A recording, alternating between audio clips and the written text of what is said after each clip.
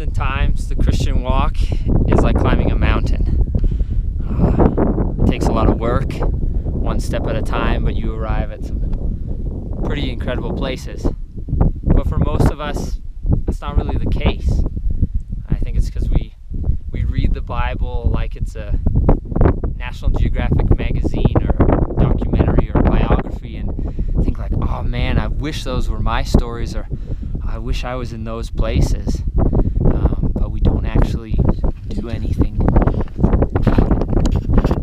Why is this the case? Well, I think we're a lot like the Israelites. If you remember or know the story of the 12 spies being sent into the Promised Land, in Numbers we see that it seems to be God's idea. But later on we read in Deuteronomy that it was actually the people's kind of dumb idea, that God was in fact telling them how to go about their dumb idea, which happens quite often in the Bible.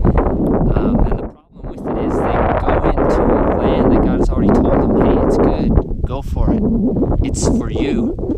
And they think, well, let's go and spy it out and test it out to see if it's good, to see if we should go. And the result is they see it's quite challenging and much too big, and they turn around and wander around aimlessly for 40 years.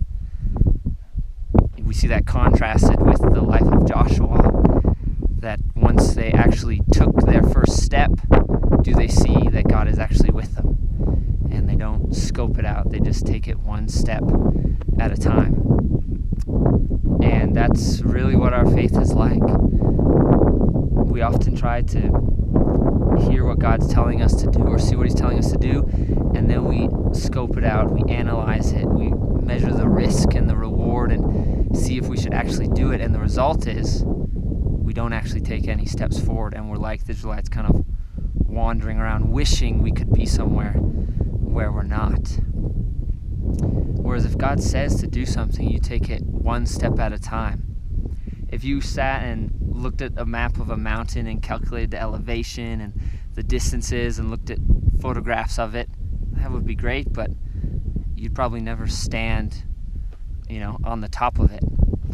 And so don't do that in your faith. Don't spy it out. Don't check it out and just measure it, but take one step at a time. That's how we got up here, one step at a time, one pedal stroke at a time, and you arrive at a place like this.